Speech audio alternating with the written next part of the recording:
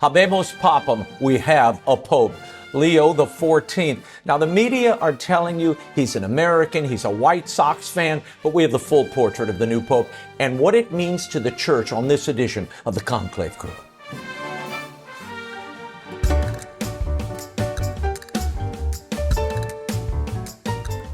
Welcome to this Arroyo Grande series, the Conclave Crew, Vatican edition, episode 6. This episode is brought to you by our friends at Taylor Fragon Capital Management, Faith, Family, and Finances. Visit them at taylorfragon.com, as well as Floriani, revitalizing sacred music at floriani.org. Who is the new Pope Leo XIV? Let's convene the crew. Father Gerald Murray, canon lawyer from the Archdiocese of New York, and Robert Royal, editor-in-chief at thecatholicthing.org. Gents, thanks for being here. I'm Raymond Arroyo. Go subscribe to the Arroyo Grande podcast on iHeart, Apple, Spotify, or on YouTube at the Arroyo Grande show page. And like this episode, Pope Leo XIV, Robert Prevost, was the dark horse candidate in this conclave. We even discussed him in earlier episodes, including yesterday. Robert, you called him out. You mentioned him, actually. We were in that discussion. Some online were giving him credit for that. So here, I'm tipping my hat to you, Robert. He's a 69-year-old Chicago native, an Augustinian priest. He spent most of his life as a missionary bishop in Peru. Then he was tapped by Pope Francis to run the Vatican office that selects and appoints bishops 3 years ago. 2 years ago, he was made a cardinal. His appearance was greeted with cheers in St. Peter's Square.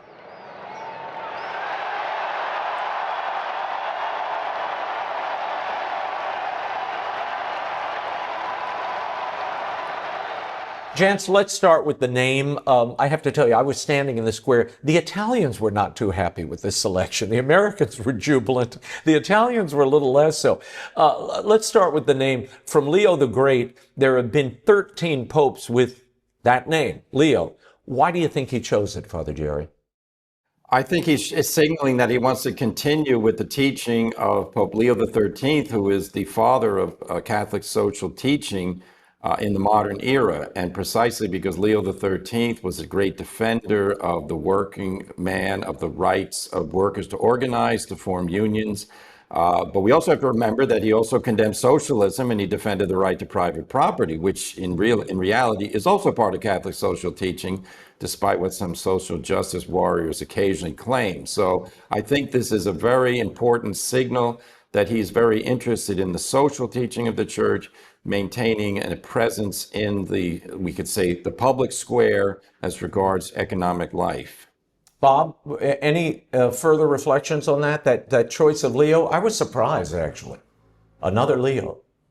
I was too, I must say. And look, Benedict XVI chose to follow Benedict XV, who was early in the 20th century and helped to build up a sense of peace at a time of war.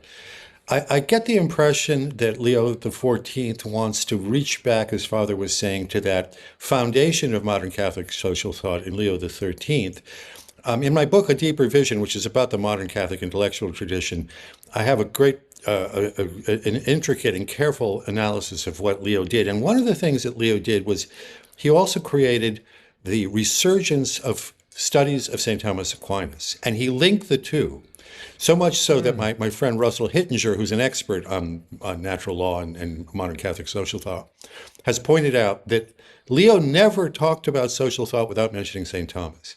Now, I don't know that Leo XIV has exactly got that in mind, but I would hope that he would not just accept the framework of modern politics and economics, but would actually be reaching deeply into our Catholic tradition of thinking about society and bring something new and dynamic and creative to a circumstance that is very, very troubling in many ways. Father, what did you make of the mozzetta that he was wearing, that red cape that is traditional for the Pope to wear? I mean, we did not see that from Pope Francis. I mean, though he is considered, Leo XIV is considered to be in the vein of Pope Francis, and we'll get into that in a moment, but contrast that image with that of Pope Francis the first time we saw him. Yes, Pope Leo made the conscious choice to observe the traditional practice that popes come out, they're wearing the white cassock for the first time, but then they're wearing the mozzetta, which is red, which is the symbol of a bishop. They're wearing the Pope wears then the red stole, symbolizing martyrdom. And then there are two martyrs pictured on that, Peter and Paul, who are the two founders, we say, of the church in Rome. And then he, of course, then followed the ritual very carefully, because there's a ritual with some prayers which go back, to the old Mass. Even those prayers, I was listening to them. He has, by the way, his Latin is very good. He said the words beautifully. He had written out his comments in Italian, which probably reflects the fact that he doesn't think spontaneously in Italian, so he wanted to have them written. But they were good remarks. So I was impressed. He was sending a signal of continuity with previous popes. Pope Francis, basically, we learned from sources that he viewed that as too much of a spectacle, and he didn't want to participate in it. But in a way, you could say that Pope Leo was subsuming his personality right into the office and was stepping away from making, how can we say, statements that indicate personal preferences. He did say in his first address, and I remember, I couldn't make it all out because, as we've been commenting, it was very hard to hear in St. Peter's Square or above it. He did say we need to be a synodal church and reach out in dialogue and encounter. What does that mean, Robert Royal? Well, look, it can mean any number of things because, as we've said over and over again, synodality itself is kind of an empty sack that could be either filled or not filled, depending on who the Pope happens to be. Yeah, he really did emphasize the continuity with Francis quite a bit. But as Father rightly says, not only in the way that he vested himself or was vested for the event yesterday, but the way he carries himself. He conveys, I've spoken to a number of people back home in America as well as here in Rome, and the way he conducts himself is as a serious man, a mature man who's careful about what he says and brings a kind of I think he brings back a little bit of the majesty already of what the Pope is like, even though he's an American and we're not supposed to have, sort of that kind of mentality in us.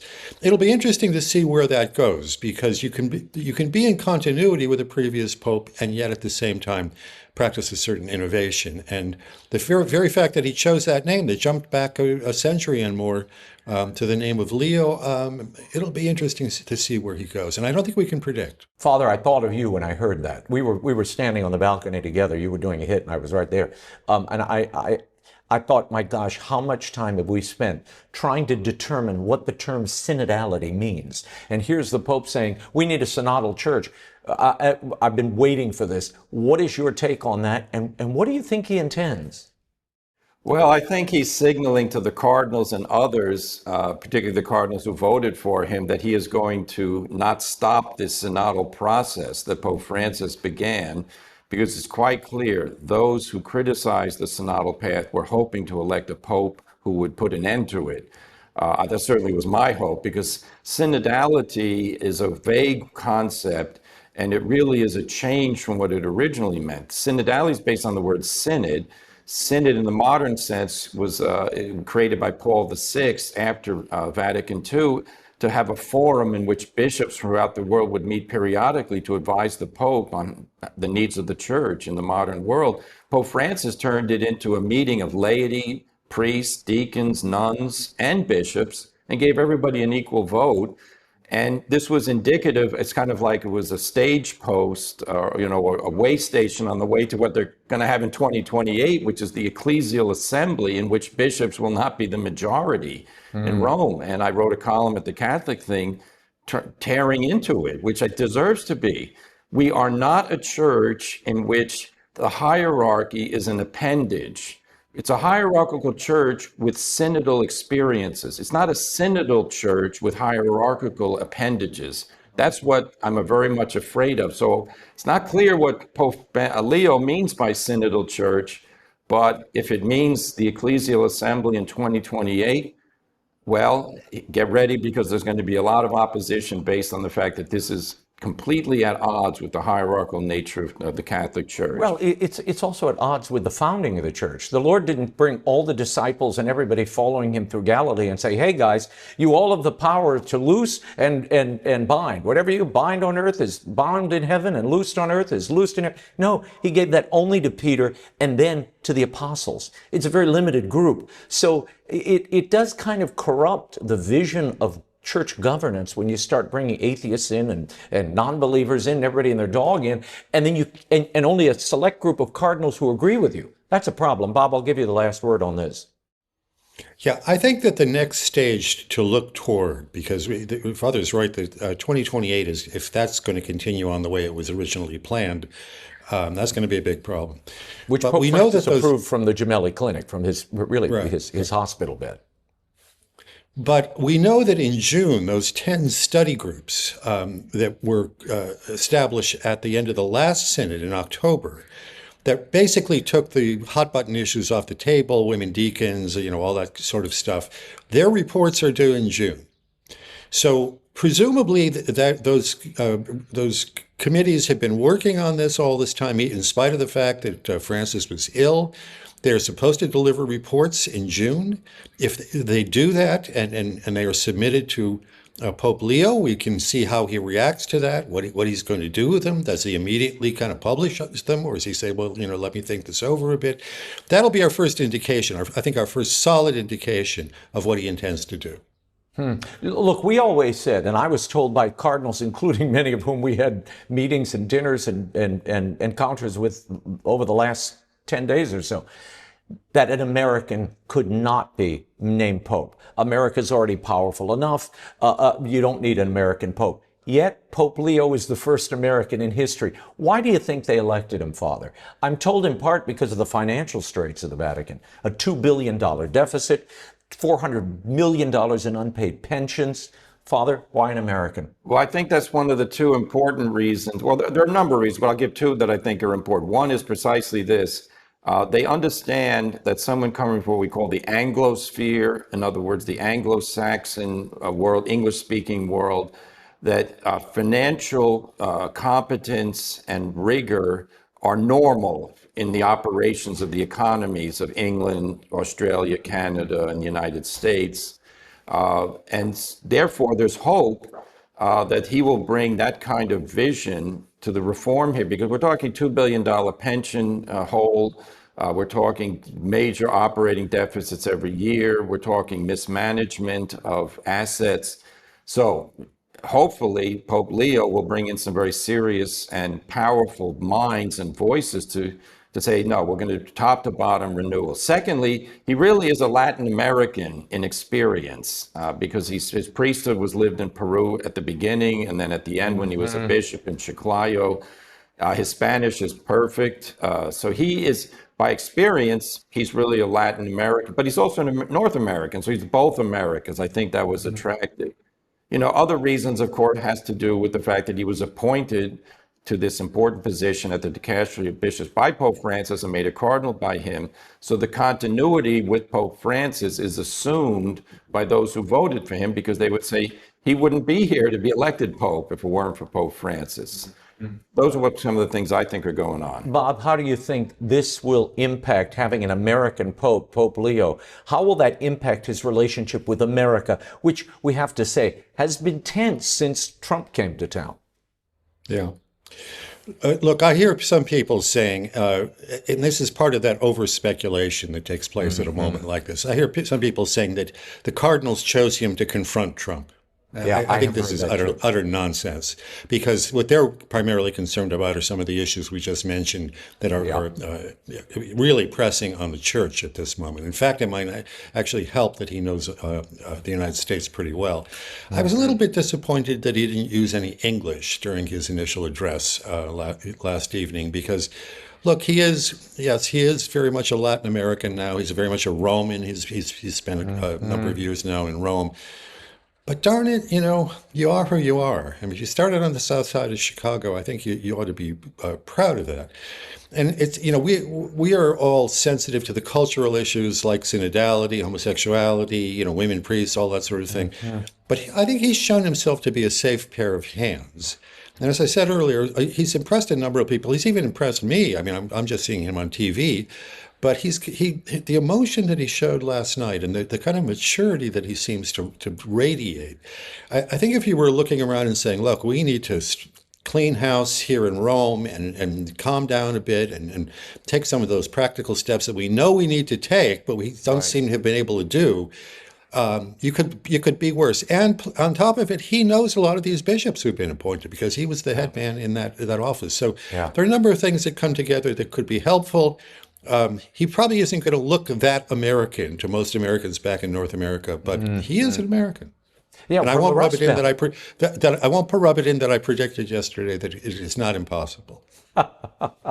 Well, we have the video evidence, unfortunately, or I would deprive you of that, but I can't. And look, in his first Mass at the Sistine Chapel, the Pope used the crozier of Pope Benedict. So it's being reported. Others say that crozier is actually Paul VI. I don't know who's right here. But does that have any meaning, Father?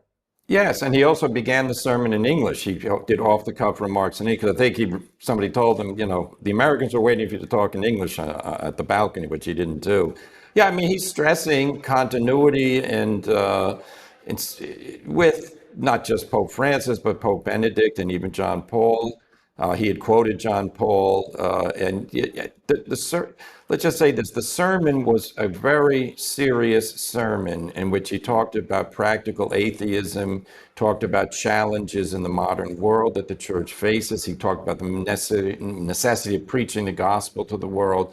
Christocentric, we would say, centered on Christ. So I was impressed with the sermon, and I think the cardinals listening were too. Yeah, look, anytime you mention Ignatius of Antioch and giving yourself, for the faith, that's pretty good stuff. I want to give the audience a little taste. This is the opening of his homily, which he pronounced in English. Watch. I'll begin with a word in English, and the rest is in Italian. But I want to repeat the words from the responsorial psalm. I will sing a new song to the Lord because he has done marvels. And indeed, not just with me, but with all of us, my brother cardinals, as we celebrate this morning, I invite you to recognize the marvels that the Lord has done, the blessings that the Lord continues to pour out upon all of us. Through the ministry of Peter, you have called me to carry that cross and to be blessed with that mission. And I know I can rely on each and every one of you to walk with me as we continue as a church, as a community of friends of Jesus, as believers, to announce the good news, to announce the gospel. Bob, what do you make of that? Well, it's nice. And we had a pope. A priest pointed out to me a little while ago that Pope Francis was really the only modern pope in the 20th century and on who didn't speak English. And that doubtless tilted his understanding of the world somewhat. And I think we have to expect that Pope Leo is also, because he's largely now a Latin American and his mentality is going to be absorbed somewhat into that view. But if he's very serious about presenting the gospel to the world, and he's serious about how the church is going to form the world at this moment of transition that we seem to be in a variety of ways. We're going to have to bring in some new energies. And I think some of those energies are going to have to come from English-speaking sources, because we're the place where, the modern world has actually succeeded, at least economically, more or less politically. We have all kinds of crises in the English-speaking world. But for him to step out with that, I think, is going to expand the mentality a little bit, because what language you use makes a difference. Yeah, well, and our confrere, Father Murray, said yesterday on the podcast that this should be the basic and foundational language used at the Vatican, that it should be English. Maybe he's listening to the podcast, Father. Well, in a global world, you want to imitate the UN, start using English. I mean, yeah, it's, I've thought this for a long time. English is the language. I mean, airplane pilots have to know English. It's a practicality that things get done easily when people can understand each other. So yeah, that would be a basic step. Italian is a minor language in the overall world picture. It's important because it's the language of the Holy See. We had a few comments. Some were saying, oh, Father Murray's saying we should replace the Latin with English. No. He's saying the language used to converse in Vatican offices and in the Vatican city-state, right now it's Italian, it's not Latin. Yeah, no, and let me note this. He's a canon lawyer, the new pope, and I'm a canon lawyer, so I like that. But I like it for other reasons, but one of which is the law is written in Latin because that is a whole history up to this point. And then with all the different translations, it's good to have a reference point. So canon law should stay in Latin. But yeah, I mean, office memos in English would be very practical. Father, Pope Leo has asked all the Curial Heads, that means all the men who run, and women in some cases, these various dicasteries in the Vatican offices, he's asked them to stay in their positions for the time being, to keep their respective jobs until further notice. What does that tell you? Yeah, that's a standard practice when the new pope comes in, and it's a wise practice because, when the offices reopen after this, momentous time of the pope's death and burial and now the election of the new pope, there's a lot of work that has to be done, and if the leader is not there at each of these departments, it becomes a little bit difficult. But the tell, as they would say, is going to be who does he replace and who does he keep in place? Because, the heads of these dicasteries were very much disciples of Pope Francis and often proponents of implementing radical ideas at a accelerated pace even. So we'll get a read on Pope Leo's continuity program by seeing who's left and who's replaced. Bob, Pope Leo spent a lot of time in Peru. How does that experience, that missionary experience, shape this pontificate? I mean, you heard it in his opening comment when he was on the loggia the other day. Basically, that the pastors should smell of the sheep and they have to walk with the people. Yeah, Peru has been a very troubled place. Most English speakers in North America don't know much about Peru, but Peru went through a terrible period toward the end of the 20th century with a movement called Sendero Luminoso, which was a Marxist import from China.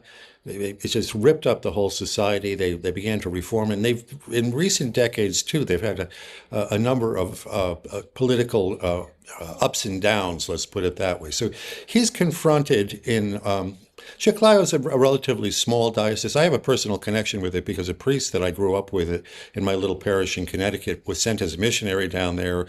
He was supposed to be there for 2 years, and he loved it, and he just stayed the whole time. And we all kind of felt close to it in where I grew up.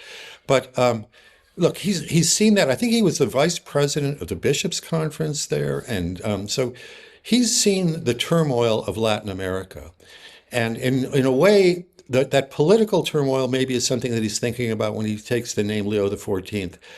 But I would also say that there is a evangelizing turmoil that we know that the Pentecostals and the other sort of evangelical groups are growing by leaps and bounds in these places. And so you can lament that that's happening, but you have to do something. And in many of the places in Latin America that I'm familiar with, the reason why people leave the church is precisely because they want to get away from politics. That the church is too politicized, either for liberation theology or something or other. That's going to be a tough needle for him to thread, and it'll be interesting to keep an eye on what he does with that. Well, that's a great intro to what we talked about the other day, which is really the challenges facing the church right now in the post-Francis era, if you will, and then now in the beginning of the Leo era. So I want to talk about how well Pope Leo might be disposed, or perhaps not, to embrace some of these challenges. In an earlier episode, we talked about the collapse of due process, Father, in the church. Canonical norms under Pope Francis, they were just shattered. As you mentioned a moment ago, Robert Prevost, now Pope Leo, is a canon lawyer. Tell me, restate some of the problems that, in your mind, need addressing, and how he may approach these canonical issues, and how culpable he may be in a way that Pope Francis perhaps was not. Well, as a canon lawyer, he knows the rules. He knows why the rules are put in place. In other words, they're not arbitrary things invented just to keep the powerful powerful. They were Canon law is designed to guarantee respect for the rights of everyone in the church. So the hierarchs have to follow procedures when there are questions regarding people subject to them. There are a lot of issues remaining that need to be looked at. We have sex abuse enforcement. I mean, right now we have Bishop Zanchetta, who was announced to be under a canonical process over 3 or 4 years ago. I can't remember how long, but we've never heard another word about it. No. So that process has to be brought to completion, because guess what? This man was convicted in a civil court in Argentina of abusing seminarians. There's no reason why this man, if guilty, found guilty in canonical process, should not be removed from the priesthood. Same with Father Marco Rupnik. He was thrown out of the Jesuits because he wouldn't cooperate with them in their investigation of sexual abuse of nuns who were under his spiritual care. So sex abuse is going to be something very important to look at. Similarly, we have to look at how investigations are done of religious orders, because Pope Francis had a hostility, and this is noted, I'm not inventing this, to more traditional and charismatic type groups in the church. Some of them had problems, there's no doubt. The Sodalizio in Peru was the founder of it, was found guilty of sex abuse, and others in the group participated. But Pope Francis abolished the group, and a lot of good members felt that there was not enough due process. The Institute of the Incarnate Word is currently under investigation. Now, its founder in Argentina was also found guilty of sexual abuse of minors or seminarians. But that group is worldwide. In fact, the Pope always called the parish in Gaza, every night, and the pastor there is a member of that group. So there are a lot of groups in France have similar investigations going on.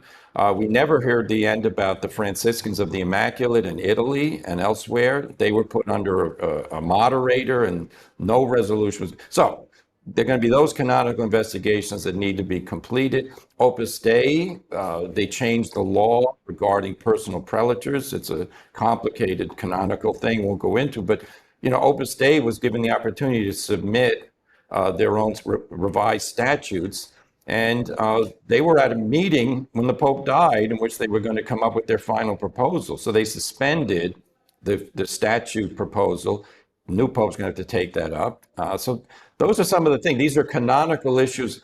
And the reason they're important is everybody else is watching. And if these groups feel they were treated unfairly, and everyone else is going to be suspicious. If fairness is evident, that's how you have social harmony in the church. Yeah.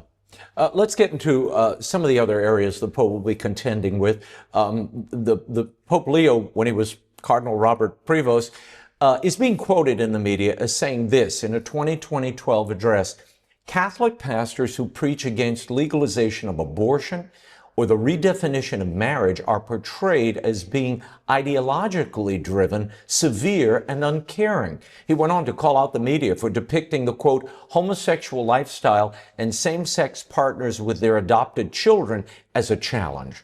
Your thoughts, Bob, on these quotes and the upsetment that some gay groups are communicating today? They say, wait, this is a departure from Pope Francis. He was welcoming us, and these comments are just abrasive and hostile. Well, I'm glad to hear that. I mean, that's actually, though, 13 years ago, and the question is right now. Pope Francis said a lot of strong things about pro-life, about protecting life in the womb, protecting life at the end of natural life. But he didn't do much. And I would like to see some more action and even drum beating. Francis actually discouraged people from being obsessed and focused on the pro-life issues and the gay issues. And I think that was to his detriment, because he just kind of in advance announced, yeah, we're going to say this, but we're not going to do anything. As far as the gay thing goes, in addition to what Father was just saying about the high-handedness that Francis often showed toward these other groups, I would hope that in addition to following the law, that Leo would look deeply into why it is that it's been so difficult to move the needle within the church on homosexuality. And clearly, there is some kind of protective network that exists. It was also personal when it came to Francis with the cases of Zanchetta, and it appears also with Rupnik to some degree. But we know that there's some kind of protective network here that needs to be rooted out. It simply can't go on that at a time when, as we're learning, that the young priests who are coming into the church in the United States and elsewhere are deeply, deeply satisfied being heterosexual. Homosexuals are tending not to go into the seminary, that the church, in terms of its general culture, is kind of turned. There can't any longer be this network that has protected the McCarricks and the Zanchettas and on and on and on. And he's going to have to look very carefully into this. John Paul wasn't able to do it, and we know he would like to have done it. Benedict was not able to do it, and we know he would like to have done it. Francis talked about it. He issued some documents, but we're still not very far from where we were when he became Pope. So this is a burning issue. Life and redefining sexuality in the family in a way that makes sense and stands strong against the activism of these homosexual groups. Father, I want to invite you into this. I know you're probably champing at the bit. Go ahead. Yeah, no, Bob's got a very good point. And this goes back to what, remember Bishop Morlino, who made a speech to the U.S. bishops and says, we have to confront the fact that there's a homosexual problem in the clergy, and this cannot be tolerated. So what it basically means is the Vatican has to make it clear. Priests who are unchaste, meaning they don't live, Christian teaching about sexual purity, they're unchaste, they are a blot on the priesthood. They have to reform their lives or be removed, because you can't have a system in which people are expected to teach a series of propositions that the church considers to be the truth, and yet they reject them in their own lives, and I'm sure in private tell people, don't pay attention to this stuff. So that's a problem. And then the more general issue is it the role of a bishop as a shepherd to protect the flock in ways that are going to upset some people? And it always is. We're not here to please governments. We're not here to please corporations. We're not here to please the homosexual lobby, which says it's unfair that the Catholic Church stigmatizes what we do. Well, the answer is you can go where you want as a person. We hope you'll embrace Catholicism, but don't try to subvert Catholic teaching in the name of Christ, saying, well, Jesus was never severe. What do you mean he wasn't severe? Jesus is the author of the Bible, which says that homosexual activity is an abomination. So we have to get to that point, Raymond. Are you looking for financial management that reflects your deepest values? Taylor Fergon Capital Management actively manages portfolios designed for those who prioritize faith, family, and long-term stewardship throughout their mutual fund, separately managed accounts, or family office accounts. Taylor Fergon Capital, values-driven investing to support your faith, family, and finances. There at taylorfergon.com. Cardinal Prevost, now Pope Leo, was head of the dicastery of bishops that selected and dispatched, we have to just say it, many bishops, notably Bishop Strickland in the United States, in Tyler, Texas, Bishop Ray in France. Both were removed. One for saying things on social media that was overboard about Pope Francis. One for being too orthodox and having really thriving seminarians in the diocese, but they were too traditional for the Vatican's taste. I read one story where Provost ran the visitation that looked into Bishop Ray. Your thoughts on what this tells us, and do you think it might restore, or he might restore, those bishops back to practice? Bob? Well, about Strickland, I'm doubtful, although I don't have any insight into that. That, I think, was kind of a personal clash that Bishop Strickland had over what he thought that Francis was doing, and often his arguments were well taken. This question in France bothers me a bit more, because when someone is described as being too orthodox and they have too many seminarians coming in and the diocese is flourishing, it just seems to me to be normal human reaction to look at it and say, hey, why is this working? Too many people want salvation. Too many people want to serve Jesus. What's happening? people are showing up and they want to be priests. Well, why is there anything wrong with that? And if they're going overboard, and maybe they are, maybe there's a kind of a spirit of rebellion that can even take place in these traditional places. Well, you don't abolish it, though. What you try to do is you try to work with them. And we hear a lot that Cardinal Prevost was a listener, that he would listen and proceed in a kind of a calm, mature way to make decisions. So I'm a little worried about that, of course, because it just seems to me inexplicable. It could be that somebody put pressure on him. Certainly in the case of the appointment of McElroy in Washington, D.C., we have to think that was the hand of the Pope, specifically reaching in there and saying, I want him, move him from San Diego to Washington, D.C. So some of these decisions may not be entirely his, but he's going to have to take on the responsibilities now. If we don't want a church that is just going to continue to collapse, and it'll have a large number of faithful people, but it'll continue to collapse. Its influence will continue to collapse. The evangelization, the carrying out of the message of Jesus to the world begins to be weaker and weaker. If we don't want that, then we need to take some new directions. And it's not the ones that we've had the past 12 years. There was no Francis effect. Father, do you want to add anything there quickly? Well, so yes, I think it's incumbent on the Pope to restore or to give an assignment to bishops who are removed in ways I consider unjust. Bishop Daniel Fernandez in Puerto Rico has no assignment. He should be made a bishop of a diocese or an auxiliary bishop. Same with Strickland. And Bishop Ray, he was mistreated, and he should also be given an assignment, because the Pope basically removed them from their diocese as a form of punishment, but he didn't suspend them. So they still fully function as priests and Mass and confession. This is an anomalous situation. It shouldn't happen. Okay, we talked about the sex abuse crisis a little earlier and how Pope Francis shielded friends and colleagues at times from justice, ignoring the cries of victims, it has to be said. Pope Leo has his own record in Peru and Chicago that has gotten some coverage since yesterday. A number of girls in Peru claimed a priest abused them. They went to Prevost, and they claim no investigation was ever opened. What will Pope Leo's approach be, do you think, to restore confidence and transparency in the church? What is required now, Father, briefly?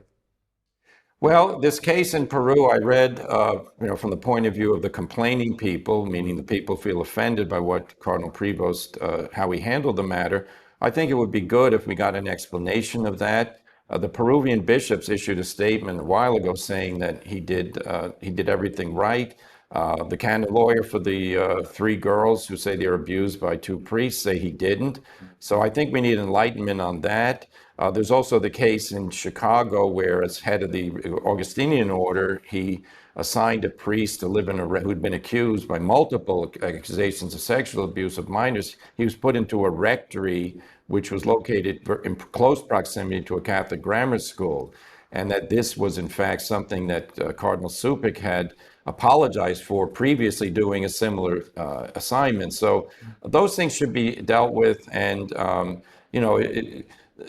the Pope, if he says, I regret decisions I made and I apologize to the victim, it'll be over. I mean, that's just the way you clear things up. Well, as you said the other day, just let a due process trial and investigation proceed, and then show no favoritism to anyone. Everyone is under the same law. That would restore, I think, confidence if we just did that. Over and under, before we go, will he live in the Apostolic Palace, Bob? Yes. Yes? Yes, okay. I think that what we saw by the way he presented himself and whatnot, and remember, Francis didn't go to Santa Marta because it's uncomfortable or it's humble. He just didn't want to be isolated. And I think it's a much better place for the Pope to be, and he probably understands that as well. Yeah. Father? Agreed. Mm-hmm. Yeah. And let's face it, it's more humble dwellings than the Santa Marta. I've been to both, I can tell you. Yeah. One's like the Hilton, the other is like a little hostel. The Apostolic Palace is not the hallways are grand, but the room, it's a tiny room. Yeah, I mean, it's not much, and it's drafty in the winter. One last caveat. This is not a president or prime minister. This is the 267th successor of St. Peter the Apostle, the Prince of the Apostles. And there is grace that comes with that office, and that's getting lost in a lot of these conversations I'm seeing in the media. It has power to not only remake the church, but the man who holds that office. We will watch the rise of Pope Leo XIV together and pray that God guides him and shapes him in these days to come. The Arroyo Grande Conclave Crew Vatican edition concludes, but I think we're going to keep the posse going. Yes, guys? Indeed. Why not? Yeah, let's saddle up. Right, saddle them up. Saddle them up. Subscribe to the Arroyo Grande Show on YouTube or the Arroyo Grande Podcast, wherever you get yours. And this series has been brought to you by our friends at Taylor Fergon Capital Management. Faith, family, and finances, they're at taylorfergon.com. On behalf of Robert Royal, Father Gerald Murray, we will convene again. I'm Raymond Arroyo from Rome. Ciao. We'll see you next time. Arroyo Grande is produced in partnership with iHeart Podcasts and is available on the iHeart Radio app or wherever you get your podcasts.